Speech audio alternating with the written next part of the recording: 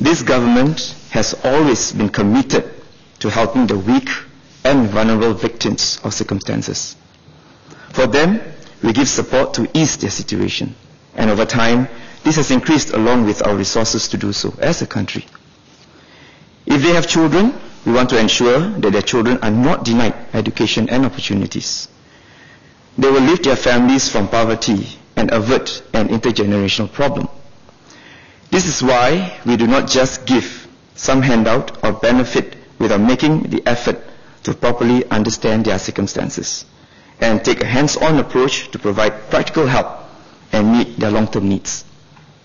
Let me elaborate this government's approach in helping low-income and the vulnerable families. First, we support low-income families to achieve home ownership. We believe that home ownership will increase their self-worth and provide a better and stable environment for their children to be raised in. A low-income first-timer household earning $1,500 or less can own a brand new two-room flat in a non-mature estate for around just $50,000. How? Well, we give a substantial market discount on the price of our two-room flat to price our two-room flats affordably. On top of this, we provide them with additional CPF housing grant of $40,000 and special CPF housing grant of $20,000. They can fully pay up for their flat using their CPF. They do not need to fork out additional cash.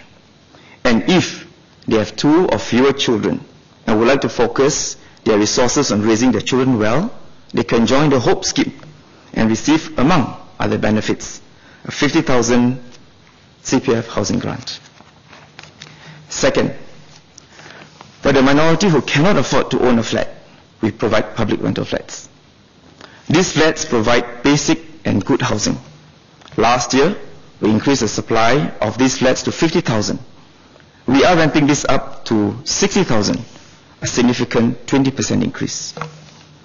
Third, in administering the public rental scheme, we have in place rules to focus help at the vulnerable while ensuring that we do not encourage imprudent behavior or erode the work ethic. However, in the application of these rules, we will consider the merit of each case and exercise flexibility and compassion to help those in dire need. Mr. Lim Biao Chuan and some other MPs have raised a concern over the rental cliff that tenants face when their income increases to above $800. ESM Go first alerted us to this 2 years ago. Since then, we have fixed it. For these tenants, HDB waives their rent increase so that they continue to pay the lower rent for one tenancy term of 2 years. They will not suffer a net loss in income. At the end of 2 years, if their income increase is still insufficient relative to their rent increases, HDB will continue to suspend the rent increase. As a general rule, no one in HDB's 1- and 2-room rental units will see their wage increases taken away by HDB through rental adjustments. We have already fixed this problem, and should you come across any of such cases, let me know immediately, and we will solve it. Market rents have increased significantly, but we have not adjusted the public rental structure since 2006, and we have no plans to do so. However, we need to maintain a fine balance between keeping rental rates low so as to provide support and not discourage improvements in income through work. And on the other hand, adjusting rental rates where appropriate to reflect in relation to real costs and encourage tenants who are able to progress on to own a flat when they are ready.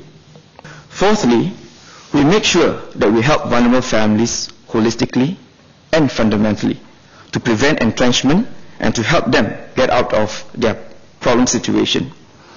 Rental assistance can only provide immediate relief to housing needs, but does not resolve underlying social problems. We have to complement it with upstream social intervention to support vulnerable families in employment, training, financial management, and their children's education. This is to give them a leg up and help them progress progress on to owning a flat when they are ready. However, getting these families back onto the path of resilience cannot be achieved solely through the social support infrastructure and that the government and its community partners have put in place. It requires families to also take the initiative and responsibility in sustaining their own efforts.